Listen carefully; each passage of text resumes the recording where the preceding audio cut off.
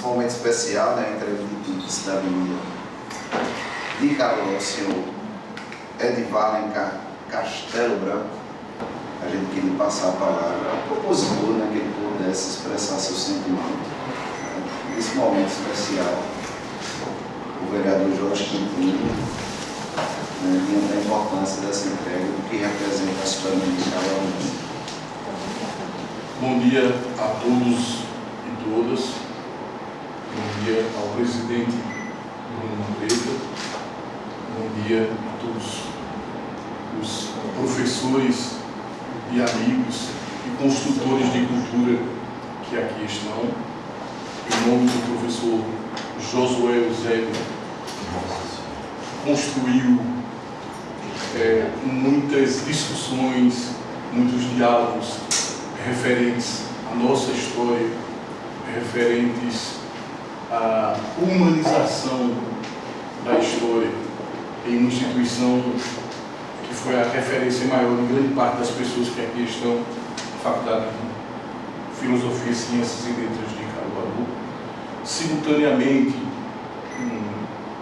lembrando da presença da professora Edivalda, que foi também minha professora na mesma instituição, é uma grande referência. Não posso esquecer que lá tive um colega de trabalho ao qual demonstrou o amor pelas curvas de Clio, o Adilson, o professor Adilson, que aqui está. Lembrando que temos crias também, e crias nossas, como o professor Armando, né, doutor Armando, que é uma referência no campo de estudo que se faz. Dizer que nunca eu fiz uma propositura que me desse tanta emoção. Todo mundo sabe que o Jorge é mais coração do que gordura. O Jorge tem muito sentimento nas coisas que faz. Quando o professor Edivar de Alencar Castelo Branco passa na vida de alguém, ele passa e deixa marcas de afeto. Não só no aspecto humano, mas também no aspecto acadêmico, não é? Como se torna uma referência para todos aos quais citei e todos que aqui estão. Então, ao meu ver, amigo João do Bife, hoje eu tive uma grande alegria de poder apresentar a maior identidade cultural na perspectiva da nossa tradição de Caruaru, João do Bife, para o maior estudioso e que mais se aprofunda nessa mesma tradição cultural, que é o professor Edivar de Alencar Castelo Branco.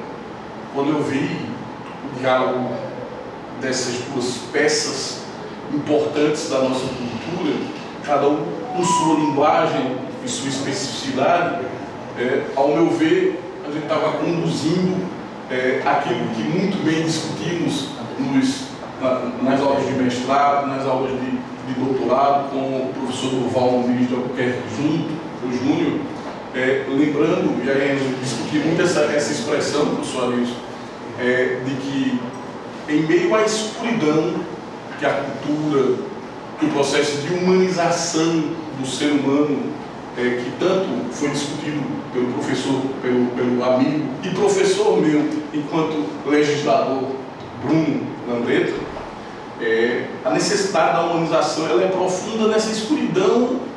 Eu vi dois pirilampos à minha frente, dois pirilampos que iluminam a escuridão.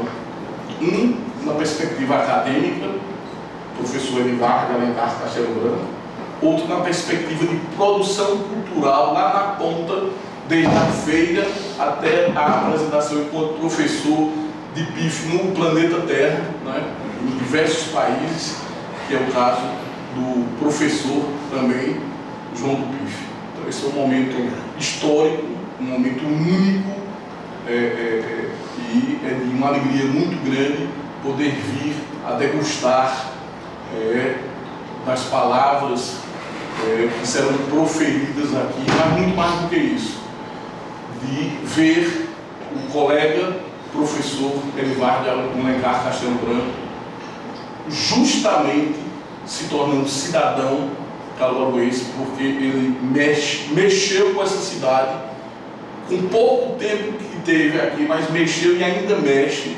com a história da cidade de Caruaru.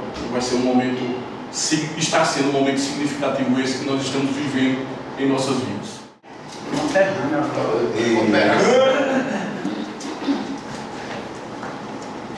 Cumprimentar a Sua Excelência, o vereador Bruno, presidente da Casa da Solenidade, cumprimentar a Sua Excelência, o vereador Jorge, meu querido amigo Jorge Quintino, né?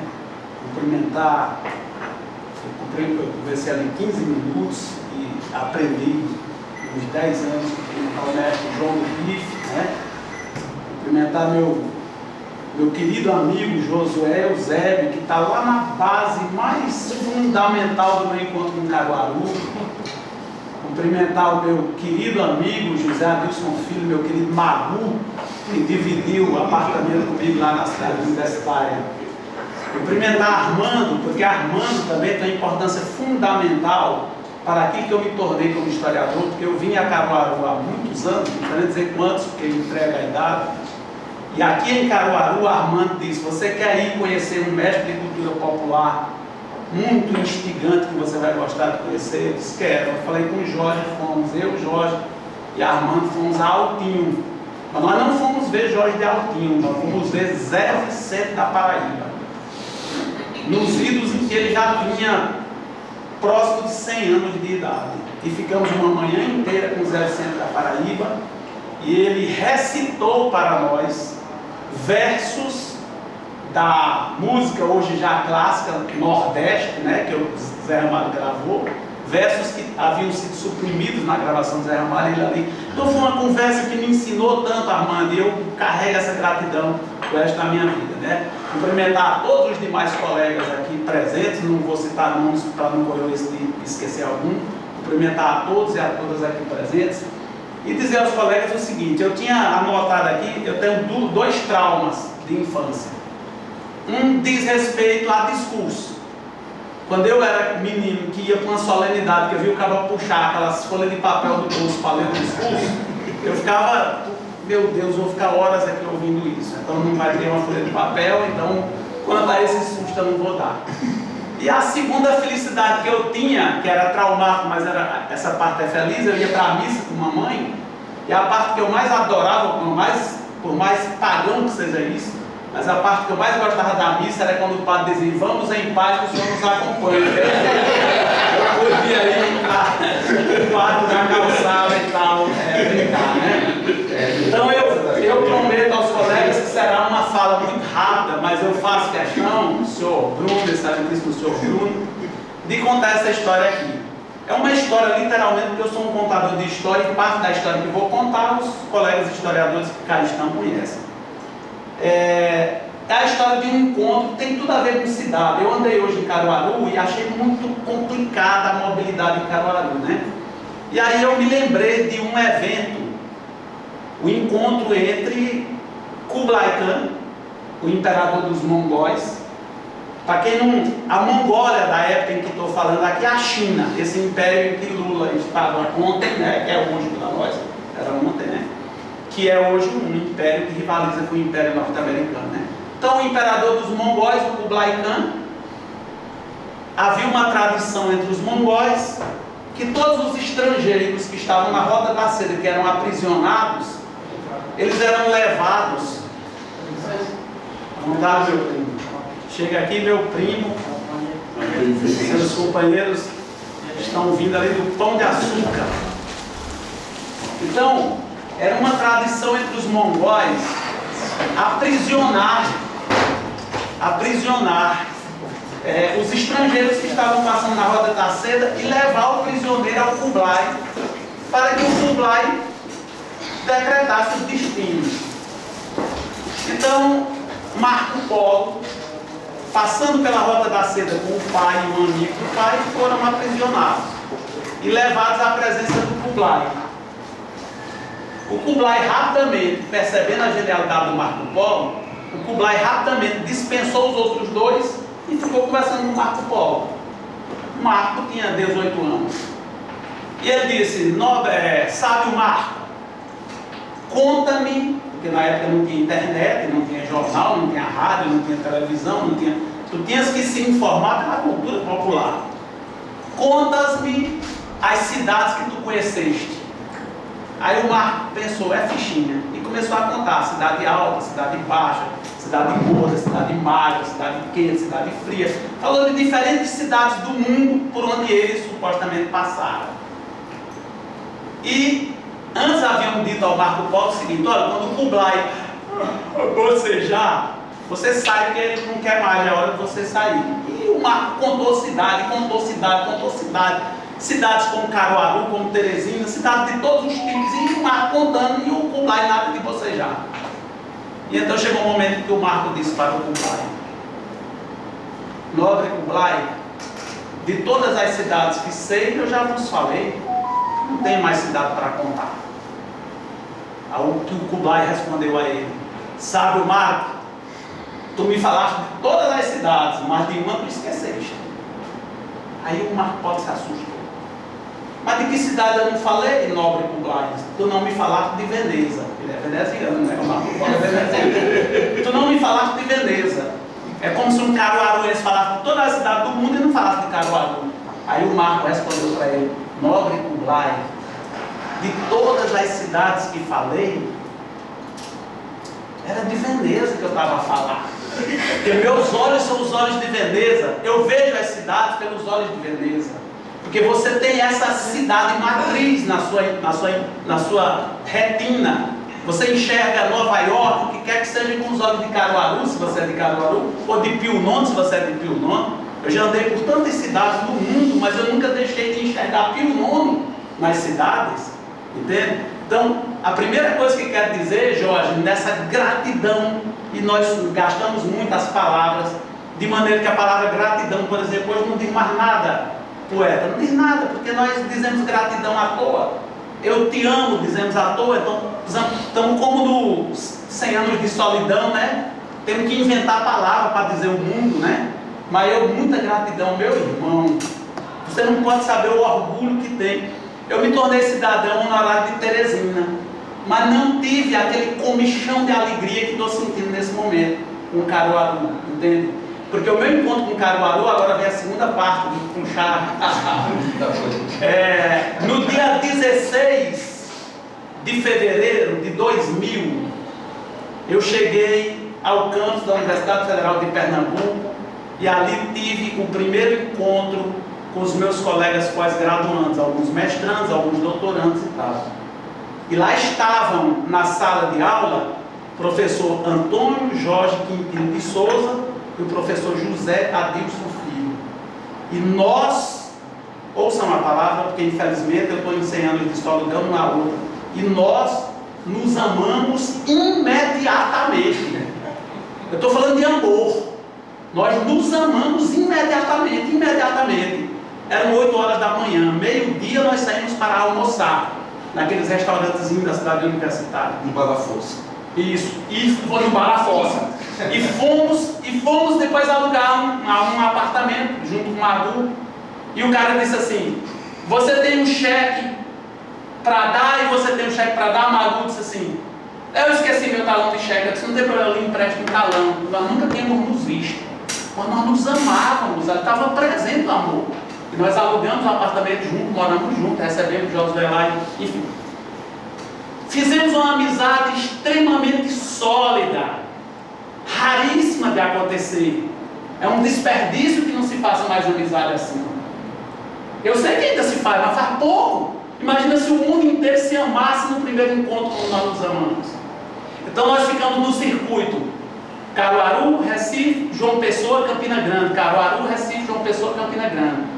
Num desses dias, depois de almoçarem comigo em Campina Grande, Jorge e Magu sofreram estou chamando Magu, com a permissão de Sua Excelência, porque é como eu chamo na intimidade, né?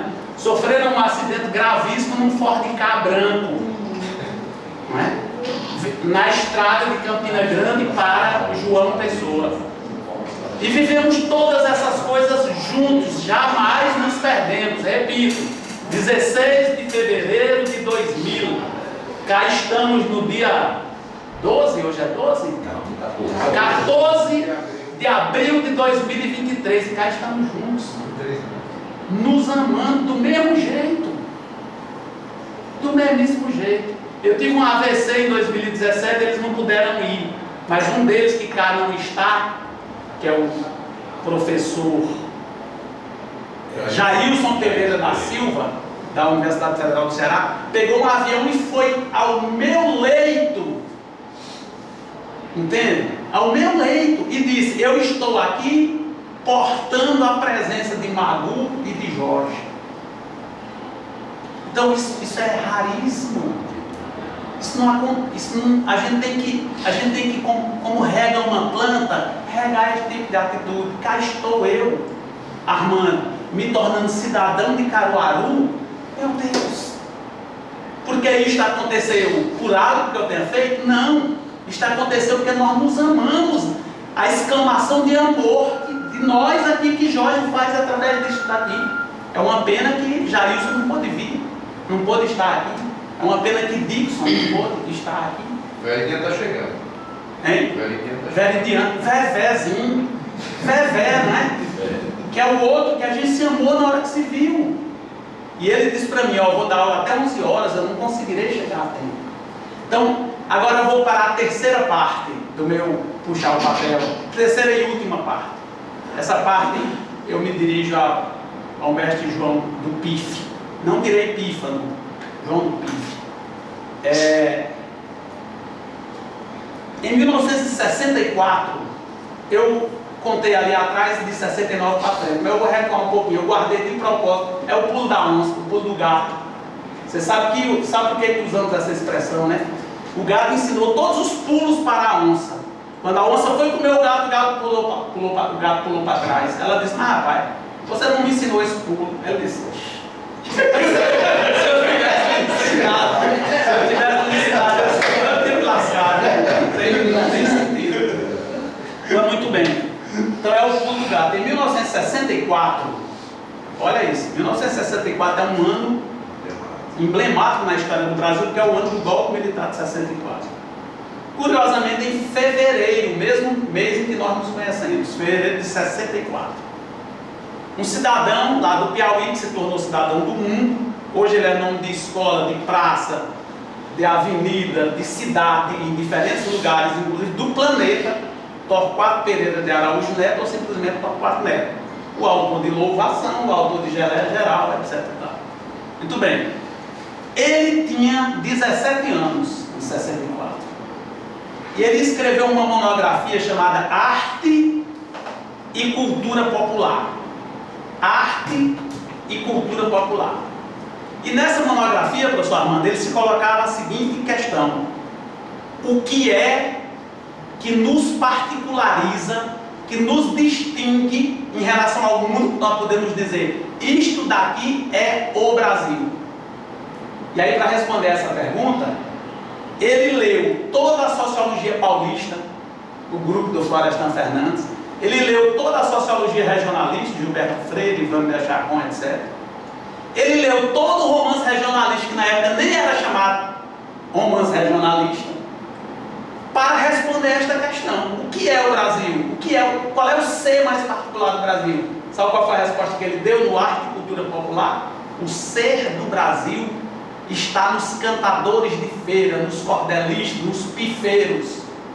A cultura popular brasileira é o ser distintivo do Brasil. Por essa razão, eu acho que essa monografia Arte e Cultura Popular, ela precisa ser lida, disseminada, entendida. É curta, tem, sei lá, 15 páginas. Era um menino escrevendo 17 anos. Então eu estou aqui, meu primo Richardson, em nome da cultura popular deste país, e dizendo, não é um conceito reacionário que nós temos de cultura popular, não. O mestre João perguntou ali, o que é que diferencia um paredão do pife? Eu disse, é simples, o paredão é barulho, o pife é som. Você pode escolher som ou barulho, isso é uma escolha. Você pode escolher cocaína ou leite, é uma escolha. Você escolhe o bom ou o ruim. Agora, é preciso que nós sejamos capazes de levar as gerações. Tem um texto muito interessante do Jorge La Roça, dizendo assim, carta aos leitores que ainda nascerão. Carta aos leitores que ainda nascerão. É um texto que eu indico para os professores todos aqui, e ele diz assim, nós precisamos dar as palavras, mas não precisamos dar o significado das palavras, porque o significado é cultura. O cara vai aprender com a história, porque nós estamos lá em Macondo, aí vamos inventar nome para as coisas, porque as pessoas desgastam os nomes, Josué, tolamente. Por exemplo, a expressão eu te amo não tem nada, porque nós já banalizamos a expressão eu te amo. Nós esvaziamos o conteúdo disto na novela das 8, na novela das 7, no dia a dia, enfim. Então chega um momento que a gente tem que gaguejar, porque já não tem mais palavras para dizer. Então, finalmente, guardo meu papel novamente, para que todos se tranquilizem. Cumprimento o poeta, cumprimento os colegas todos, reitero o meu mais, não tem palavra, né? Porque estamos em Macondo, o meu mais gratidão por esse encontro com Caruaru, por esse título, entende? Por essa... mas eu vou tirar meu papel novamente para contar uma história. Rapidamente, me desculpem. Aí nos tornamos amigos, eu, Magu e Jorge principalmente. E nós estávamos juntos o tempo todo, 24 horas por dia, ainda que não tivesse juntado. Eu e Magu ficávamos estudando e Jorge vinha de João Pessoa para nos atrapalhar no estudo. Se a gente tinha um seminário amanhã, aí Jorge, não, eu preciso conversar umas coisas e tal. E a gente ficava ali conversando no apartamentozinho. E aí os caras me trouxeram a Caruaru. Eu disse, eu preciso levantar dados, porque a minha tese, ela consiste fundamentalmente no seguinte, Caruaru, e aí, mestre João, é aqui que eu discusso ali, Caruaru está no centro da maior revolução musical que este país viveu em toda a sua história, de 1500 até hoje. E do que é que eu estou falando? Eu estou falando do encontro entre Gilberto Gil e a banda de pífanos de Caruaru. Quando o Gil não existia e a banda de pífanos não existia, isto é, não existia em que sentido? Não existia no sentido do ser famoso, do ser conhecido. Mas Gil, quando ouviu a banda de pífano, meu querido Vevé, salve meu irmão, alegria de ver, meu irmãozinho. Quando viu a banda de pife, vou chamar pife, não pífanos, ele pensou, eis aí a clareira, a matriz da renovação da música popular brasileira. E aí ele criou o que o Tom Zé chama de o acordo tácito, a terceira via, o assunto espelho. Porque se você observar, nobre vereador, se você tivesse em 1967, num rádio de carro, que era raro, nem sei se existia rádio de carro, eu vou tirar, você está no alpendre de uma casa ouvindo o rádio, e você mexe aqui no dial, na sintonia, e sai a música assim: na rua uma poça d'água, espelho da minha mágoa, transporta o céu para o chão, né? Aí você diz assim, não estou gostando dessa canção não. Aí você mudava o dial um pouquinho, cairia numa música assim: caminhando contra o vento, sem lenço, sem documento, num sol de quase dezembro. Aí se você disser assim, eu também não estou gostando dessa música, mudasse o dial de novo, cairia numa canção assim: vem, vamos embora, que esperar não é saber. Quem sabe faz a hora, não espera acontecer. Então você encontra aí 3 veios daquilo que esse povo aí, Gilberto Gil, Torquato Neto, Tom Zé, Caetano Veloso, João Muniz de Brito, etc., chamam de assunto espelho. Ou seja, por um lado você tem uma música que é lirismo puro, na rua uma poça d'água, o espelho da minha mágoa, transporta o céu para o chão, é o inexistente, é o puramente poético. Do outro lado você tem o carne bruta, que é há soldados armados, amados ou não, todos eles perdidos, de arma na mão, nos quartéis ensinam uma nova missão de morrer pela pátria ou viver sem razão, ou seja, é a carne dura. E aqui no meio, caminhando contra o vento, sem lenço, sem documento, é o assunto espelho, porque você pode se sentir representado nessa música, Jorge, qualquer um. É um garoto numa grande cidade, numa média cidade, pode ser Caruaru, ou pode ser Fortaleza, ou pode ser o Recife, ou pode ser o Rio, caminhando numa rua, com preguiça, bocejando numa banca de revista, vendo as notícias do jornal, etc. e tal. Então, esse terceiro veio, é o veio da cultura popular. Porque, como eu disse ali embaixo no gabinete de Jorge, o que é a cultura? O que é cultura? É uma palavra que a gente usa tanto. O que é cultura? Cultura é aquele que, por um lado, é a parte da natureza. Você vê que nós estamos aqui o clima que está aqui dentro não é natural. É um condicionador de ar que está fazendo ele vir para cá. Então nós estamos expulsando a natureza lá para fora. O calor fica lá fora porque nós expulsamos culturalmente ele daqui. A tecnologia nos permite isso. Mas por outro lado, a cultura é aquele que me conecta, que me costura, que me articula, que me une a um sistema de racionalidade. Por exemplo, nós estamos falando em português. Se eu estivesse falando em alemão, provavelmente não estava sendo entendido. Em japonês, provavelmente não estava sendo entendido. Porque a nossa matriz, não é, racional, tem o português como língua dominante. É por isso que nós escolhemos falar em português. Agora, por que a gente escolhe ouvir o paredão ou o pife? Porque alguém tem que ensinar que o paredão é barulho e o pife é música. Essa é a questão. Isso é arte e cultura popular. Então, meu irmão Jorge, dá mais um abraço em você, meu irmão.